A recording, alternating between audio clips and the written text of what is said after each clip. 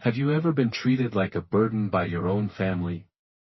Have you ever been treated like an object just because your family was poor? In a dusty, poverty-stricken village, there was a girl named Lauren. She was handed over by her own uncle, Paul, to pay off a debt, treated as if she were invisible.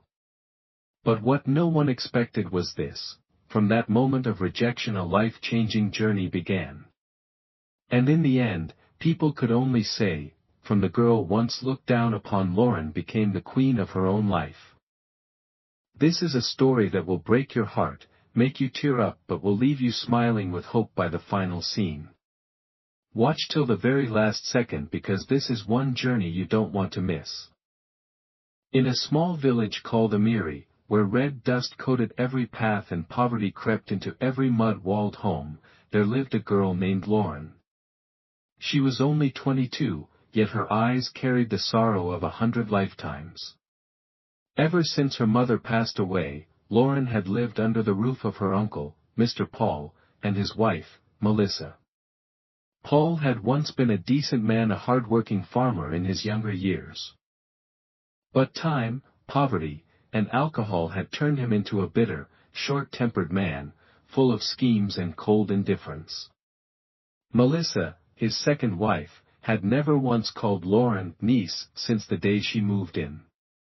To her, the girl was nothing more than an unwanted shadow in their shabby home. Lauren's life was no different from that of a servant. She woke at dawn to fetch water, sweep the yard, cook, dry the rice, work the fields until late into the night. Each evening, she curled up on a worn-out mat in the kitchen corner, her stomach empty and her heart heavy with sorrow. The villagers pitied her, but no one dared interfere with Paul's household. They feared his fiery eyes and words as sharp as knives. Then one day, David arrived. A young man from the city, he had a rugged look, worn-out shoes, and a shirt fraying at the seams.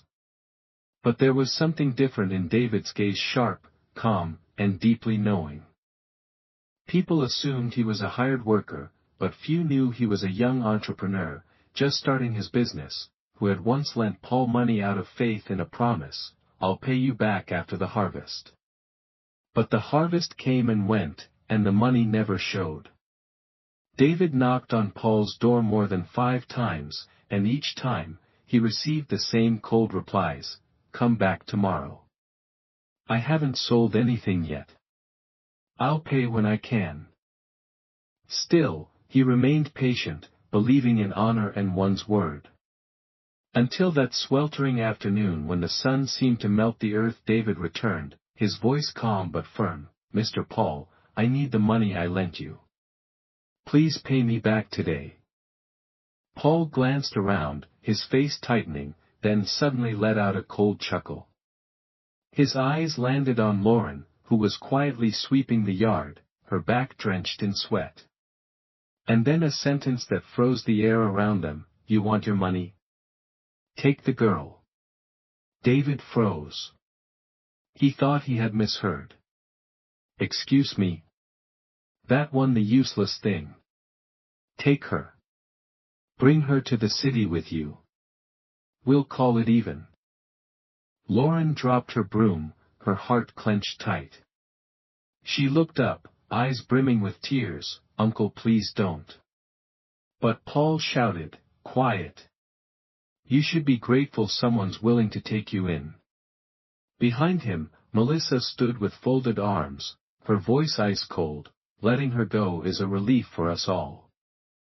No one hugged Lauren. No one gave her parting words or blessings. Only little Sam, her younger cousin, stood in the shadows, wiping away silent tears and waving goodbye. And so Lauren, the girl, traded, like a piece of debt, quietly followed David, leaving behind the place she once called home. The bus pulled away from the village of Amiri, carrying a girl with a shattered heart and a man silently burdened by things left unsaid. Lauren sat by the window, her eyes red from crying, watching the dusty roads disappear behind her. Despite all the pain it held, that village was still the place she grew up, the place where her mother once sang her to sleep. David remained silent the entire trip. But now and then, he glanced at the girl beside him, the girl who had been sold to clear her uncle's gambling debt. Though he had never said it aloud, a storm swirled quietly within him, a mix of anger, sorrow, and guilt. When they arrived in the city, Lauren was overwhelmed. Towering buildings lined the streets, and the lights sparkled like stars in the night. It was a completely different world. She clutched a small plastic bag that held a few old clothes. She had no idea where she was going or how she would live, but all she could do was whisper a silent prayer, "Dear God, please give me peace. I don't ask for much, just peace." David led her to a quiet residential neighborhood and stopped in front of a large black gate. He knocked gently, and moments later, the gate creaked open. Lauren stood frozen. Before her was a spacious, clean, and orderly estate, as beautiful as a painting. They didn't enter the main house. Instead, they walked around to the back, to a small separate unit known as the staff quarters. It was tidy, with a kitchen, a bed, and a bathroom. For Lauren, it felt like an unimaginable dream. "I was just hired as a security guard here a few days ago," David explained. "The lady of the house is kind, she's letting me stay here for now." Lauren pressed her lips together and nodded. She looked around the small room, then turned to him and softly said, "If this is what God has planned for me, I'll accept it." The words made David pause. He looked at her differently now. Despite all she had been through, this girl still had faith. It was strange, and yet deeply beautiful. Lauren smiled, a gentle, genuine smile that came from the depths of her heart. For the first time in years, she felt something she had never truly known before: peace. The next morning, soft sunlight streamed through the small window. Lauren woke up, still dazed, as if the previous day had only been a dream. But the smell of food wafting from the kitchen reminded her this was real. David stood at the stove, gently stirring a pan. He smiled as she stepped out. "Good morning, Lauren. I made some breakfast. Are you hungry?" Lauren gave a slight nod and sat at the table. Fried eggs, toast, and a glass of water, simple, but it was the first breakfast in her life made out of care, not obligation. After the meal, David said with a hint of mystery, "Today, I want you to meet someone very important." Lauren frowned slightly, her heart quickening. She didn't know what to expect, but David didn't make her feel afraid. So she nodded. They followed a stone path toward the main house. The tall black door slowly opened, and standing there was an elegant middle-aged woman, her silver-streaked hair tied neatly, her eyes kind, yet full of depth and experience. It was Mrs. Amata, the owner of the estate and David's mother. David smiled and said, "Mother, this is Lauren, my wife." Lauren nearly froze. She didn't know how David had introduced her to his mother before, but those words sent her heart into a whirlwind. Wife. She was just the debt David took in exchange for money, but Mrs. Amata showed no surprise, no hesitation. She stepped forward and gently held Lauren's hand. "Welcome, Lauren. I've heard David speak about you, and now that I meet you, I can see you are truly special." Lauren fumbled with her words, replying softly, Thank you, ma'am, call me Mrs. Amata. In this house, we live by kindness, not by status or where you come from." Those words wrapped around Lauren's wounded heart like a warm blanket. No judgmental stares. No harsh words. No pressure, only pure warmth. After some time talking, Mrs. Amata walked them back to the small staff quarters. Before leaving, she looked at Lauren with deep affection. "If you ever need anything, just come to me. You are a guest here and you are family." When she was gone, Lauren turned to David, her eyes slightly red. "You called me your wife?" David looked at her with quiet sincerity. "Yes. And if you want that can become true." Lauren stood speechless. In the heart she once thought had withered from pain, something small began to stir, something alive quietly beginning to bloom. That night, after tidying up the small room, Lauren sat quietly on the edge of the bed. In the kitchen, David was still adjusting a cabinet door with a loose hinge. The room was silent, save for the soft breeze whispering through the window. It was such a rare moment, no one yelling, no one ordering her around, just peace. Lauren called softly, "David," he turned, his eyes gentle. "Yes." She clutched the hem of her dress, eyes downcast. I've wanted to say this for a while." David walked over and sat on the wooden chair across from her, saying nothing, just listening. Lauren took a deep breath. "When Uncle Paul said I had to go with you to the city, I thought I was worthless, just something traded to pay off a debt." Her voice caught, eyes reddening. "I thought you'd be like them too. That you'd hit me, force me to work like a machine, treat me like garbage." David said nothing. He simply listened, something no one had ever done for her. "But you didn't. You gave me food, a place to sleep, quiet. You respected me. You cooked for me. You even called me your wife, even though I've never felt worthy of anything good in my life." A single tear slipped down her cheek. "I just wanted to say thank you. Thank you for showing me I still have worth." David gently reached up and wiped away her tear. "Lauren, you're the first person who's made me believe someone could stay by my side, not for money, not for status." He hesitated. "Truth is, I noticed you even back at the farm. But I didn't dare say anything. I was afraid you'd reject me because I have nothing." Lauren looked up, eyes wide in surprise. David smiled softly. "So when your uncle said take her, I was angry, but a part of me also felt maybe fate just opened a door." She lowered her head, whispering, "I don't love you yet." David nodded gently. "I'm not asking you to. I just want you to feel safe here. That's enough for me." Lauren let out a soft laugh, tears streaming again. "For the first time in my life someone listens to me, instead of just giving me orders." David took her hand. "And for the first time in my life, I've met a woman so strong and so worthy of love." That night, they didn't need to say more. They simply lay side by side on the small bed, eyes on the ceiling, their hearts finally weightless after years of carrying too much. It was a peaceful morning, sunlight gently spilling across the tiled walkway. Lauren was preparing lunch in the main house kitchen when the door suddenly swung open. A tall, well-dressed man stepped in, his eyes scanning her from head to toe as if he were appraising a product. "Wow, so you're Lauren," he grinned, half joking, half serious. "Now I understand why my mother praised you so much." Lauren turned and gave a polite nod.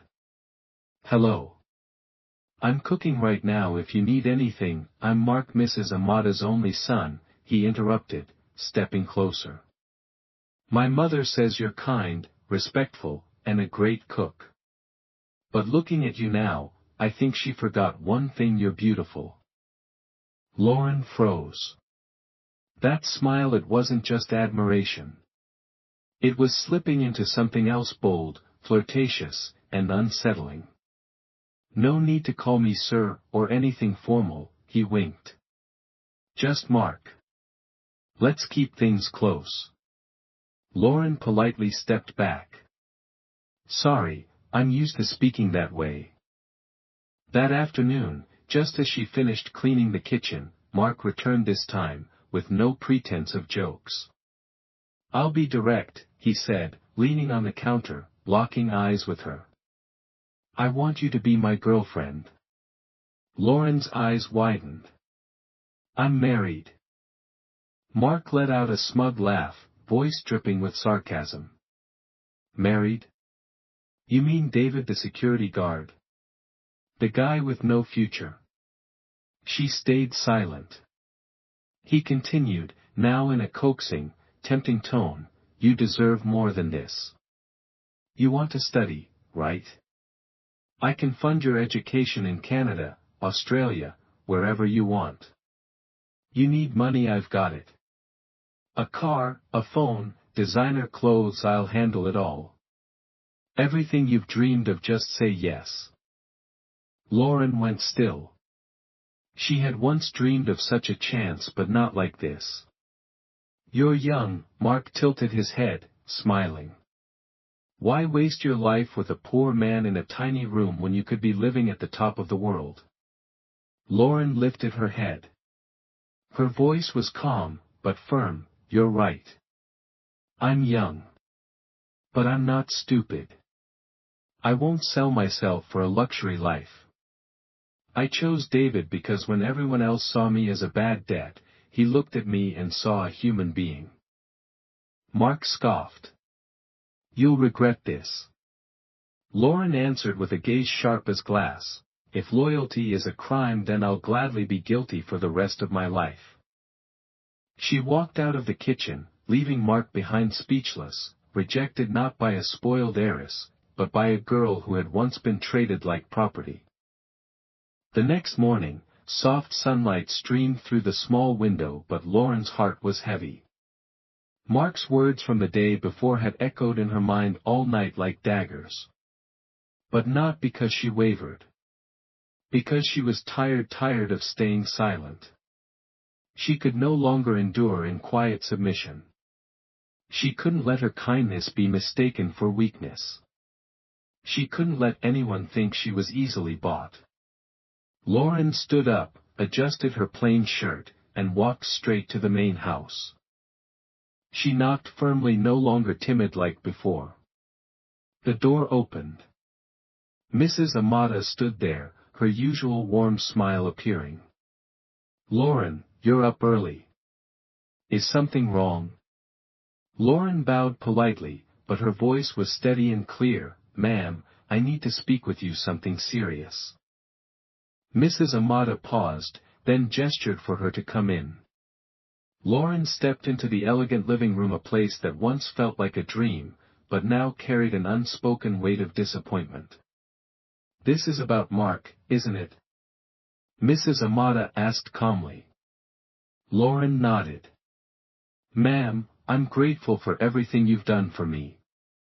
From the very first day, you treated me with more kindness than anyone ever has in my life. She paused for a moment, her voice trembling with emotion, but yesterday, I felt humiliated. Not just by Mark, but by you. Mrs. Amata's brow furrowed. What are you saying? Lauren looked her in the eye. You told me to consider Mark's offer. That it was a life-changing opportunity.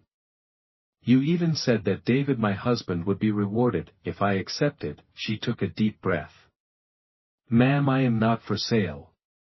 I didn't come here to trade my body for a scholarship, or sell my loyalty for a ticket abroad.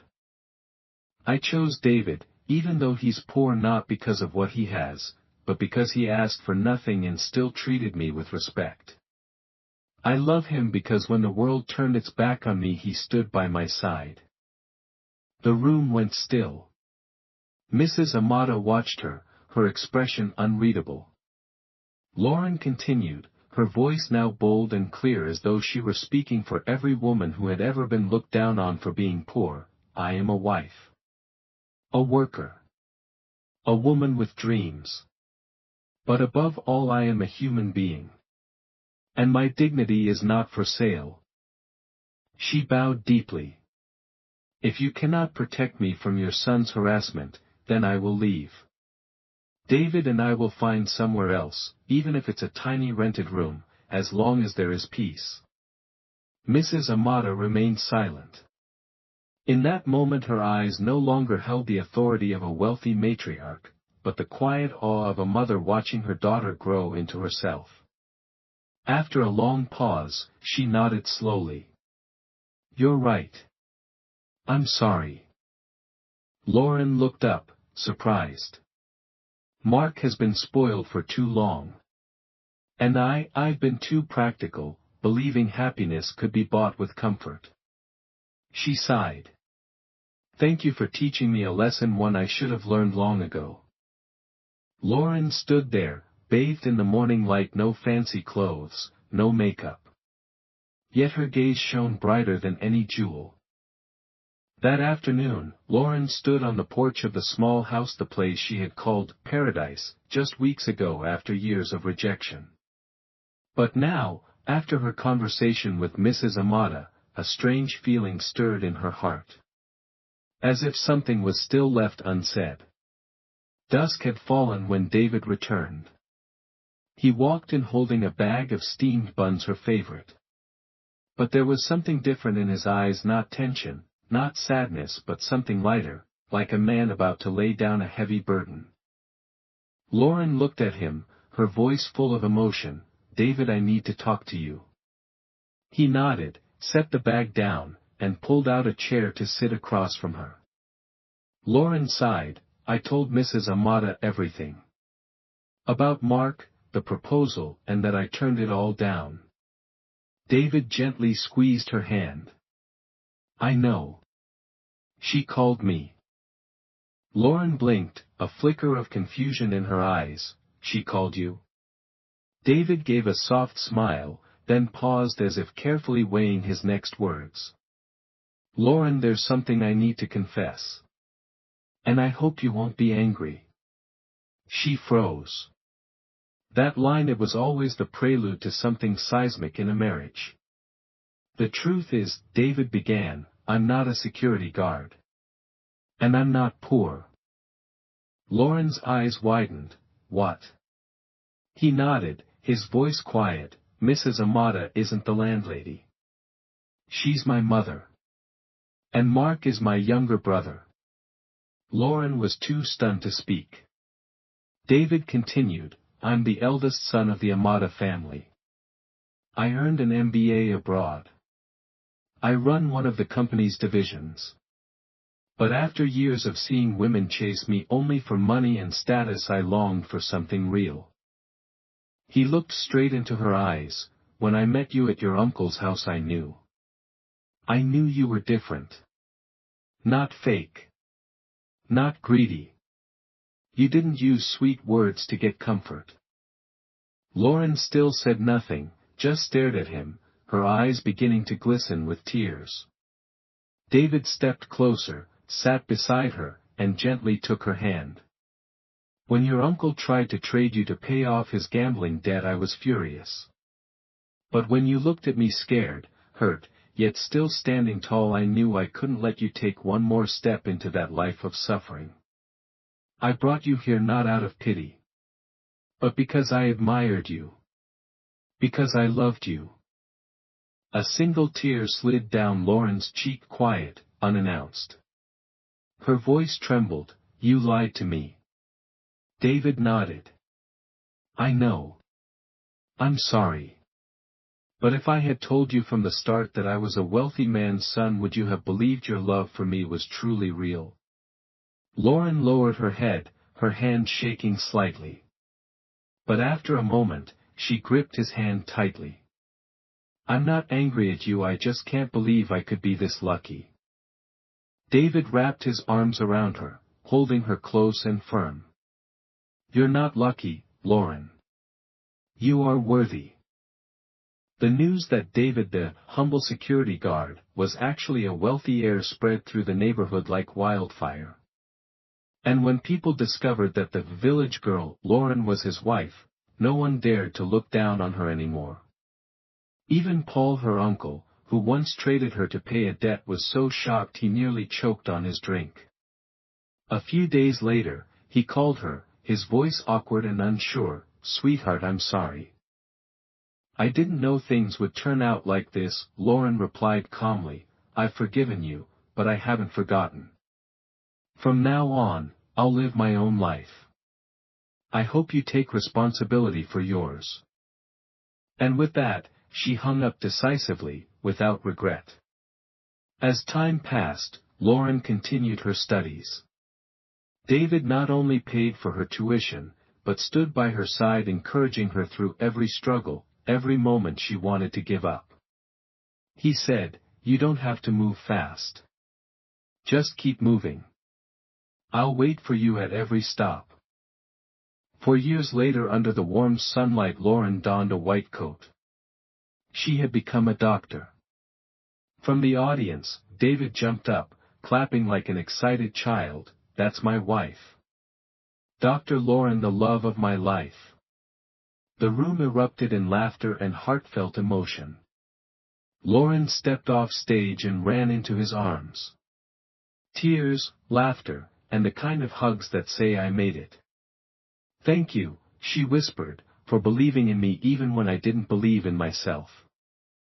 One evening, David blindfolded her and led her down a stone path. She laughed. "What are you up to now?" "Just wait," he smiled. "You'll see." When he untied the blindfold, Lauren stood frozen in awe. In front of her was a white villa, big and beautiful, like something out of a dream, with golden gates, a small garden, and a nameplate that read, "The home of Lauren David, for you, just like I promised," David said, placing the keys in her hand. Lauren burst into tears. But the surprises weren't over yet. David knelt down, placing a hand on her belly. "And I've just been given one more miracle. I'm going to be a father." Lauren nodded, crying from joy. "I'm 3 months pregnant." David hugged her tightly, kissed her stomach, and whispered, "I will protect you. I promise." From a girl who was once treated like a worthless debt, Lauren rose to become the author of her own story, a wife, a mother, and a woman deeply loved. She didn't just overcome hardship, she rediscovered her true worth through integrity, resilience, and a heart that never gave up. You may come from darkness, but you do not belong to it. You were born to shine. And what about you? What did you learn from Lauren's journey? Do you believe that kindness, perseverance, and true love can change a life? Let us know your thoughts in the comments below.